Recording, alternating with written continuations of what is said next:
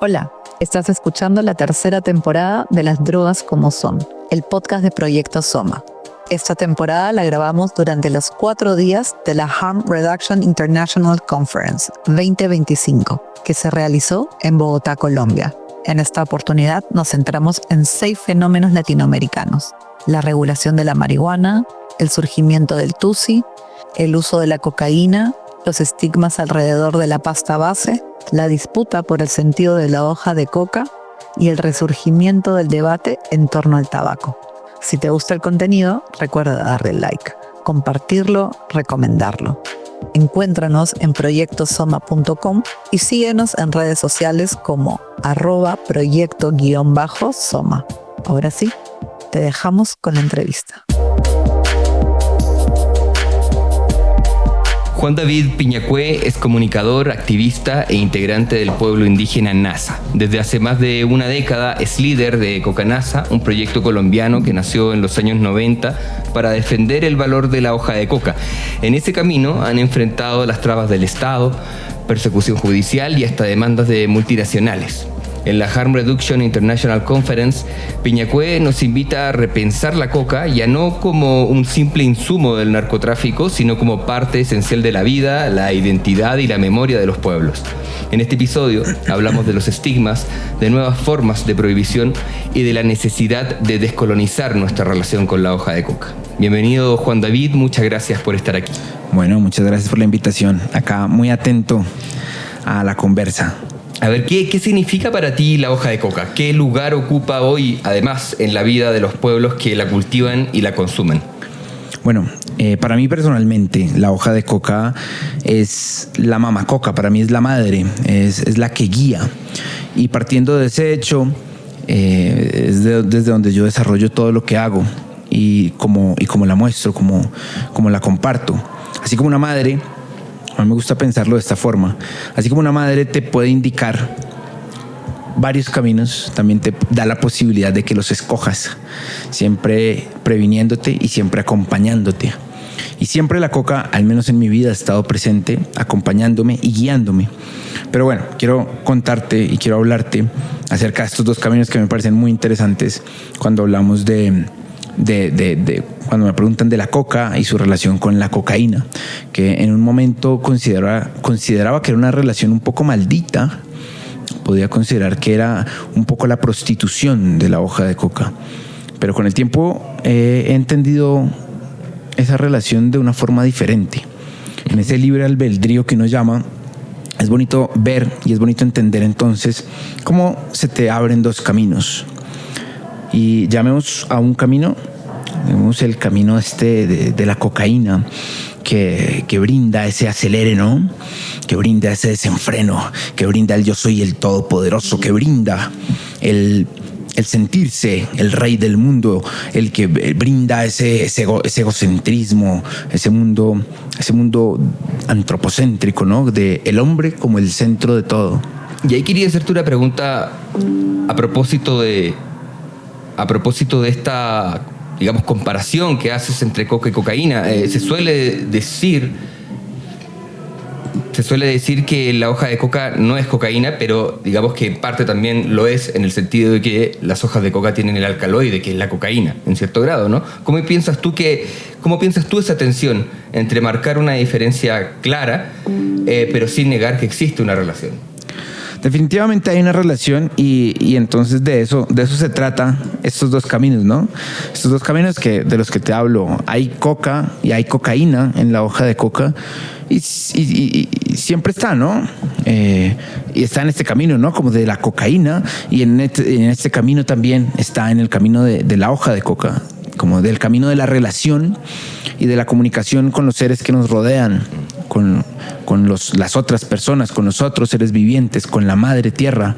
Entender que la madre tierra no es un recurso únicamente para su explotación, sino que es parte de nosotros, que la necesitamos para vivir. Entonces, en esa dualidad hay que entender que la coca tiene en su esencia la cocaína, y no hay que satanizar a la cocaína. Creo que lo que habría que pensar es cuál es el consumo y cómo se está relacionando uno con la hoja de coca y con la cocaína. Más allá de lo cultural y lo espiritual, ¿cuáles son los efectos reales de consumir hoja de coca? ¿Qué beneficios y qué riesgos tiene? Bueno, la coca podríamos decir que te funciona para todo. La coca funciona para todo. Dime de qué sufres y te diré que la coca seguramente te va a ayudar. Pero más allá de eso, que son simples razones y que la ciencia ha investigado siempre las funciones de la hoja de coca, creo que hay algo importante, y es que así como una madre te acompaña, de la misma forma la coca te acompaña dependiendo de quién eres tú, de cuál es tu esencia, de qué es lo que haces, de cómo vives. Entonces, de esa forma va a actuar la hoja de coca en ti, dependiendo de lo que hagas, de lo que necesites. Entonces, sí, te podría decir que te puede ayudar a muchas cosas, a reducir los triglicéridos, a limpiar el colon, a calmar los dolores estomacales, que es un excelente analgésico. Pero eso son pamplinas, diría yo. Relaciónate con la coca, con la hoja de coca, desde tu esencia, desde tu ser. Y ahí te repito una pregunta que te había hecho al inicio. ¿Qué lugar ocupa hoy la hoja de coca en la vida de los pueblos que la cultivan y que la consumen? La hoja de coca es parte fundamental de los pueblos indígenas. Es decir, sin coca no habrían indígenas, seguramente no habrían indios, porque la coca es esa conexión con lo que no podemos ver, con lo que no podemos sentir. Y eso es lo que de una u otra forma te conecta con tu cultura, te conecta con tu tradición, te conecta con la madre tierra, que es muy difícil explicarlo, digamos, en palabras, pero que puede entenderse en esa relación con la hoja de coca en la cotidianidad y en lo ritual. ¿Y cómo la guerra contra las drogas, cómo ha afectado a estas comunidades cocaleras? ¿Qué tipo de impactos o heridas, si queremos hablarlo de ese modo, deja en estos territorios? Hay muchas heridas que continúan, que siguen, hay muchos dolores que no han cesado. Podríamos hablar mucho tiempo acerca de las heridas, pero yo creo que la más importante es que se ha satanizado la hoja de coca. Y satanizar la hoja de coca es satanizar las culturas que viven con la hoja de coca, es satanizar el conocimiento tradicional. Cuando le quitas a un indio la hoja de coca, no solo físicamente, sino desde este discurso hegemónico de que la coca es igual a la cocaína, le estás arrebatando su cultura, le estás arrebatando su ser indio. Entonces, nos están extinguiendo con este tipo de prohibiciones. Y si no hacemos algo como lo que estamos haciendo, que es pedagogía alrededor de la hoja de coca, se va a seguir extinguiendo. Y hoy en los pueblos cada vez se mambea menos. Entonces, esa es nuestra misión, que ahora se vuelva chévere mambear, que se vuelva divertido. Dicen, nadie es profeta en su tierra. Entonces, qué bueno poder compartir la hoja de coca con el mundo para que al interior también podamos seguirla compartiendo y podamos seguirla mambeando, para que de esa forma también cese la persecución a la hoja de coca. De hecho, que la hoja de coca está llegando a las ciudades también, ¿no? Como en los mercados, cada vez, como dices tú, la gente está mambeando, pareciera que están reconsiderando el valor cultural de la hoja de coca. ¿Sí lo ves tú? Definitivamente sí. ¿Ya? Ha habido un cambio de generación. Una generación anterior a la cual pertenecemos satanizaba la hoja de coca y no veía en la hoja de coca más que una droga, más que el problema de por qué el país estaba desangrándose. Pero ahora nuestras generaciones, vienen con un chip diferente, vienen con la mentalidad cambiada. Y esa mentalidad es que la hoja de coca es una planta. Y de ahí partimos. Ya no partimos de que la coca mata, sino partimos de que la coca es una planta que puede tener unos beneficios. Y eso cambia totalmente el discurso, y eso cambia totalmente el hacer diario, y eso cambia totalmente la hegemonía que había alrededor de la hoja de coca. Y de ahí ya podemos conversar, y de ahí ya seguramente vamos a poder cambiar algo más a profundidad. Y cuando se habla de cultivos de coca, tú bien dices, ¿no? Hay un estigma en que se relaciona a los cultivos con droga.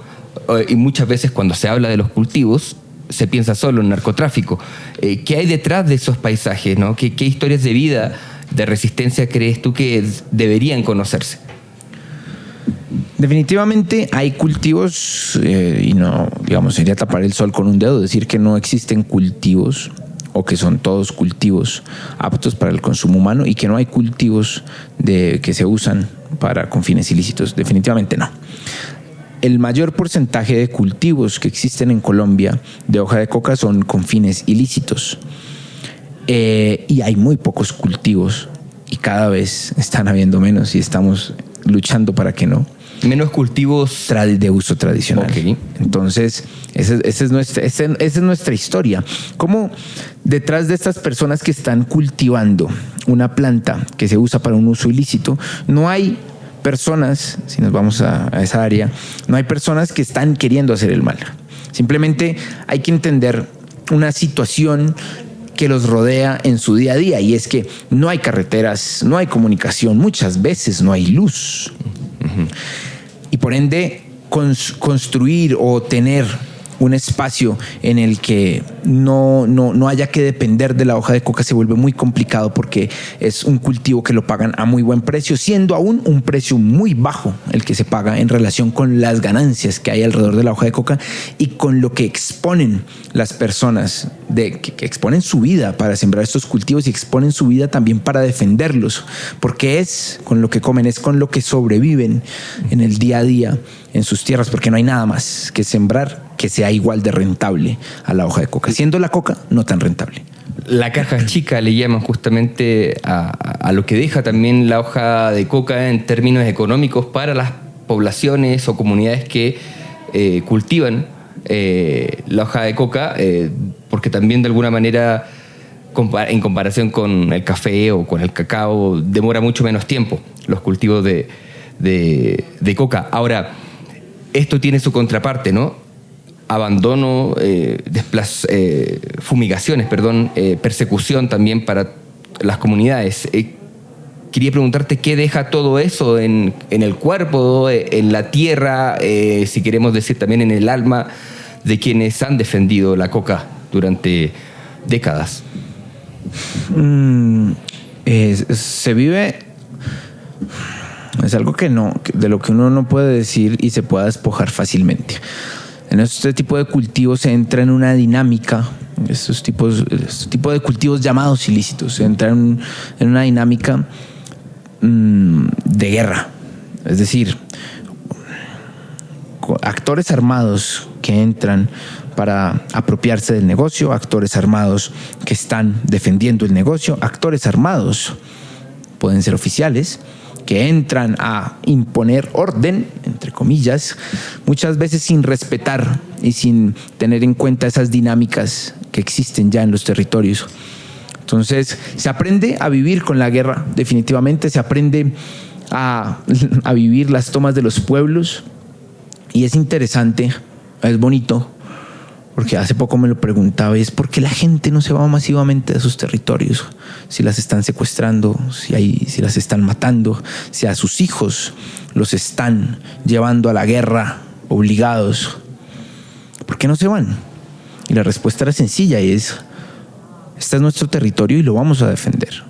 Y lo vamos a defender, y es nuestro territorio, tiene una base muy importante, y es la dignidad humana que hay en el habitar el territorio, porque usted cuando sale desplazado de su territorio, en ese momento entra a un estado totalmente adverso, un estado mísero, y es entonces cuando empezamos a ver deambulando por las calles de Bogotá, viviendo en sitios poco dignos, a indígenas, a campesinos que han tomado esa triste decisión, esa difícil decisión de salir del territorio, pero que lo han tenido que hacer por su vida.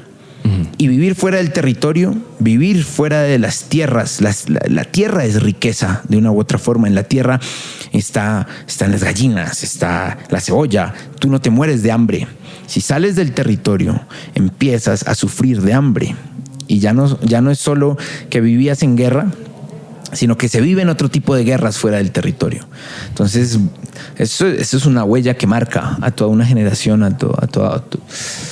es decir, estamos viviendo en Colombia. Y sin embargo, se sigue insistiendo en erradicar cultivos como si fuera la solución. ¿Qué alternativas crees tú que hay también otros caminos para cuidar de las personas, cuidar de los territorios? Eso. A ver, yo con ese tema vivo en constante... Tengo una dicotomía. Yo no sé. Definitivamente erradicar no es la solución. Tú no puedes quitarle a alguien el pan de cada día sin ofrecerle nada a cambio, porque desatas inmediatamente violencia, desatas inmediatamente el hambre. Pero, a ver, yo no sé.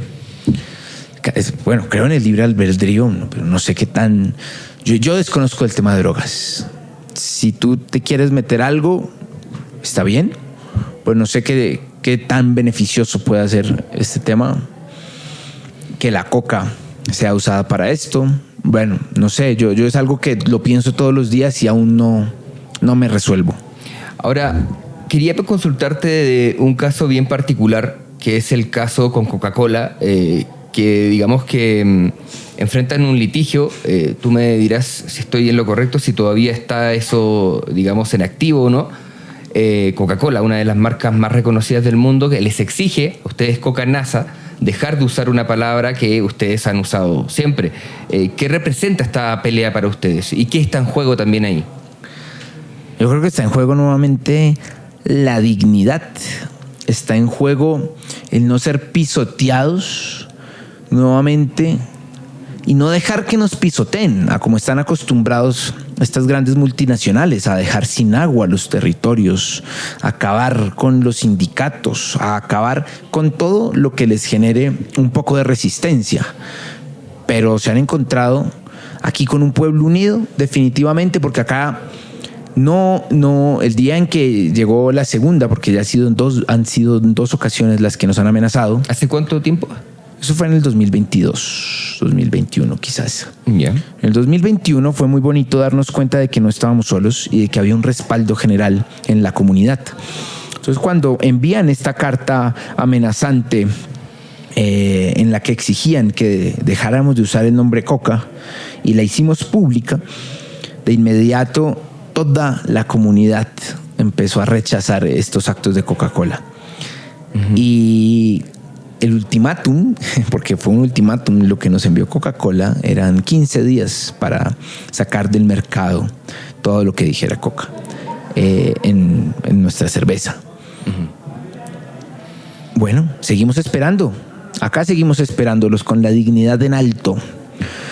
¿Y en qué está eso ahora? Y con la valentía bien puesta. Está en que estamos esperando a Coca-Cola. Ya pasaron los 15 días. Lo seguimos esperando. Si quieren venir a pelear el nombre Coca, por supuesto. Que digan quién ha autorizado a Coca-Cola. De dónde ellos pueden usar la palabra Coca, siendo la palabra Coca una planta andina y con unos dueños muy claros. Y bueno, este caso parece también dejar en evidencia quién se arroga el derecho de decidir cómo se nombra y se usa la hoja de coca. ¿Qué revela para ti esto sobre las relaciones de poder que todavía marcan en esta historia de la hoja de coca, ¿no? ¿Y cómo sería también recuperar el derecho de los pueblos originarios de nombrar la coca con su nombre, de utilizarla libremente sin sufrir, digamos, el estigma, el atropello, ¿no? No. Es que nosotros usamos el nombre Coca y no lo vamos a dejar de usar, punto. Llueva, truene, relampaguee, pero... ¿Y qué revela para ti esta posición de Coca-Cola? ¿No? Hablando del tema de la descolonización, ¿en qué estamos, no? ¿O qué nos dice este caso de Coca-Cola sobre este proceso de descolonizar la hoja de coca, ¿no? Es decir, Coca-Cola está haciendo lo que está acostumbrada a hacer desde siempre. No está haciendo nada extraño. Está tratando de eliminar a todo lo que vea como una forma de competencia o de resistencia. Y lo podemos ver también muy claramente porque como es Coca-Cola la única empresa en el mundo que puede llevar hoja de coca hacia los Estados Unidos desde el Perú. Pero en el Perú, las comunidades indígenas no pueden transitar con su hoja de coca libremente. Tienen que ser a través de una empresa estatal. Pero Coca-Cola puede llevar y puede exportar la hoja de coca que considere necesaria. Entonces de ahí que se han encontrado aquí con un pueblo un poco más en resistencia. Y bueno, seguimos en resistencia, seguiremos en resistencia hasta que se apague el sol. Y si pudieras cambiar una sola cosa en las políticas de drogas hoy en día, ¿cuál sería? Yo no sé si las políticas de drogas actuales deban ser cambiadas. Al fin y al cabo, han protegido la hoja de coca de empresas y de poderes como Coca-Cola, que quieren venir a jugar a ser Frankenstein, que quieren venir a jugar a ser Dios, a descuartizar la hoja de coca. Saporíferos por aquí, alcaloides por allá. La hoja de coca debe consumirse y debe respetarse en su forma actual y en su forma que ha sido entregada. Entonces, bueno, yo con el tema de la restricción y de la política de drogas, al final lo que he entendido es que lo que hicieron fue proteger la hoja de coca de sus propias manos.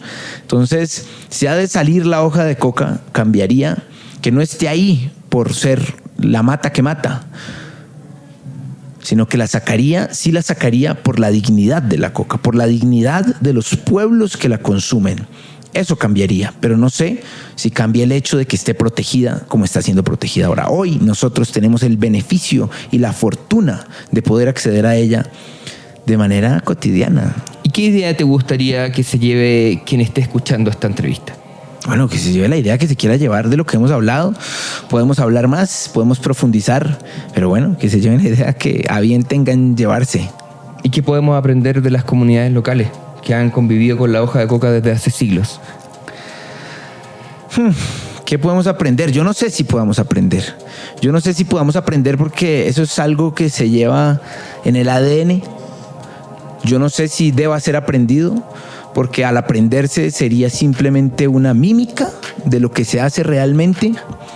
Yo más bien lo que diría es desde su esencia, desde su ser, mambé y mire usted qué puede aprender. De ahí usted.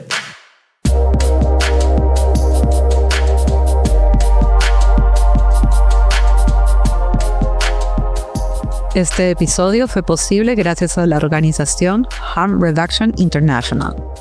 Esta entrevista fue realizada por Esteban Acuña Venegas. La coordinación fue hecha por Fran Brivio. La grabación estuvo a cargo de Kat Donahue y David Rincón. La edición de sonido fue trabajo de Santiago Martínez Rey. La edición general corresponde a Raúl Escano Méndez. Pueden seguir el trabajo de Soma en redes sociales como proyecto_Soma y en la web proyectosoma.com. Recuerda, sabes cuidarte, regula tu consumo. Soma, las drogas como son.